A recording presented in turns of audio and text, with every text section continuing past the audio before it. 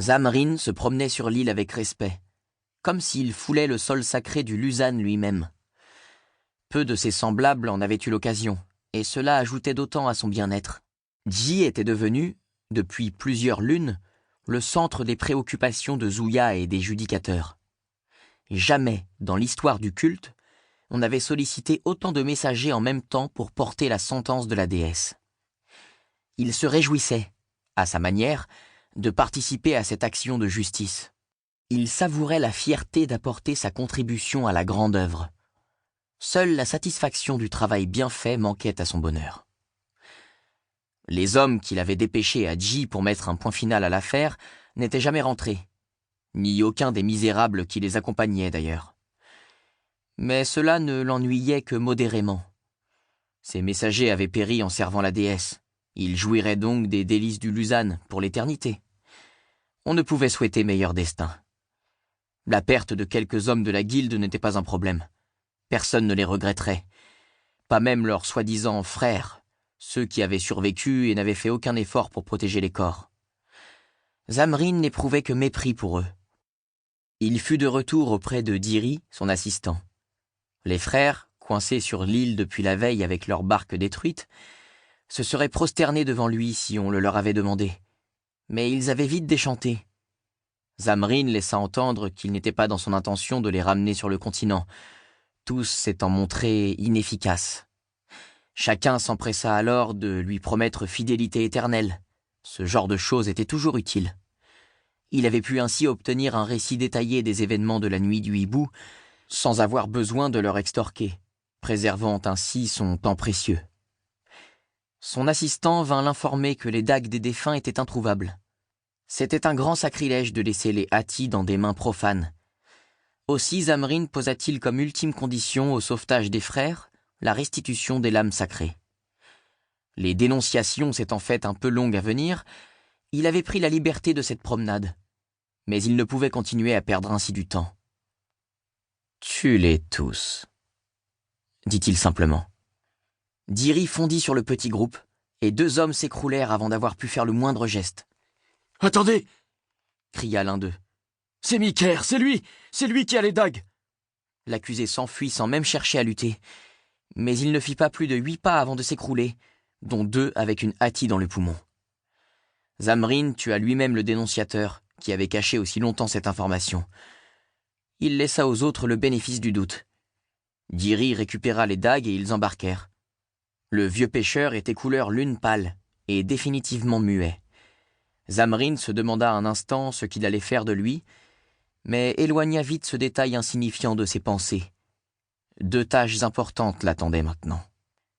La première, désagréable, était d'informer l'accusateur que quelques-uns des coupables n'avaient pas encore reçu la sentence.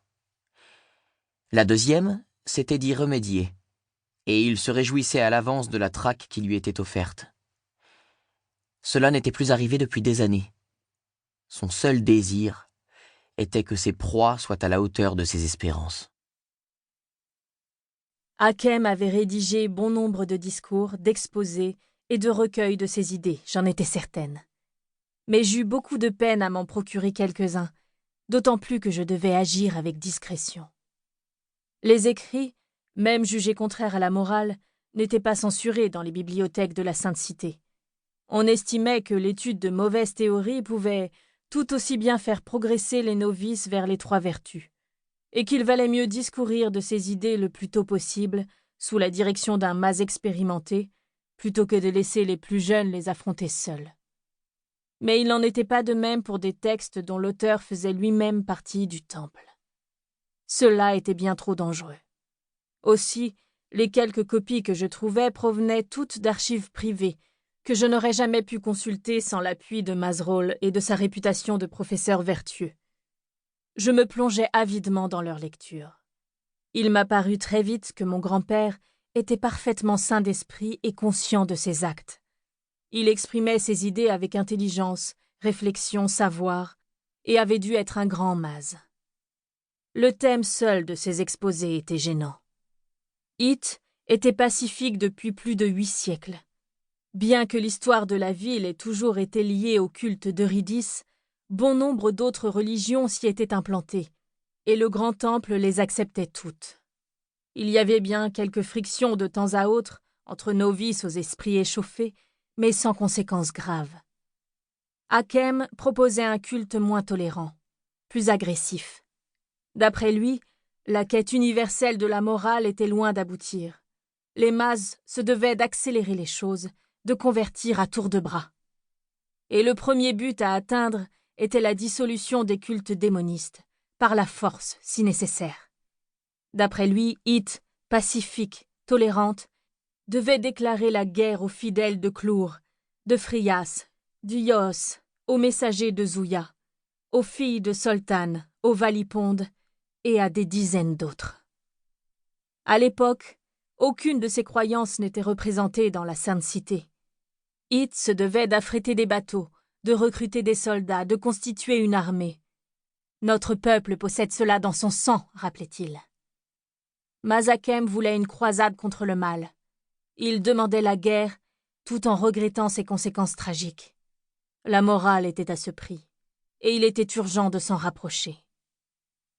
Que s'était-il donc passé à Dji? Qu'avait-il vécu qui le transforme ainsi? Un événement tragique m'éloigna quelque temps de mes recherches.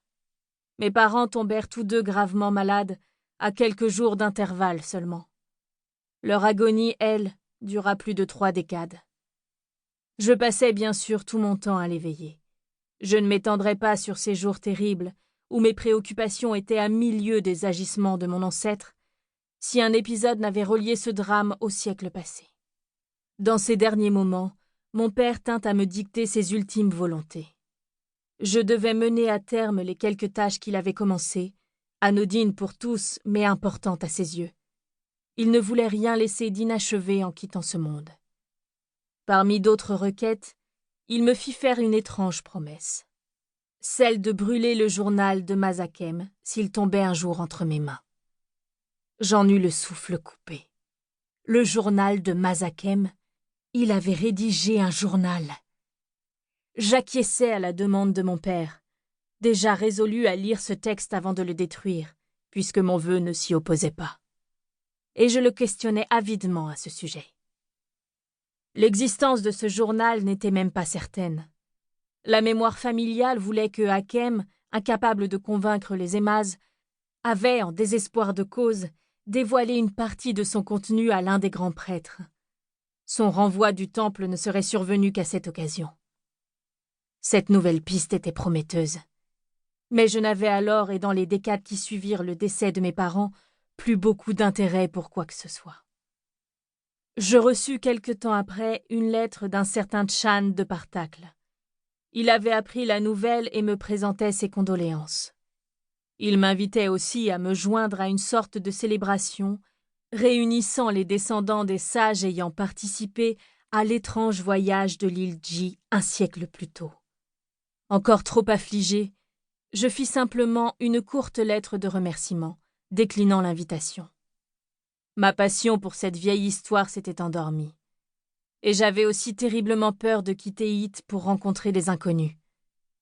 Bien sûr, maintenant, les choses sont différentes.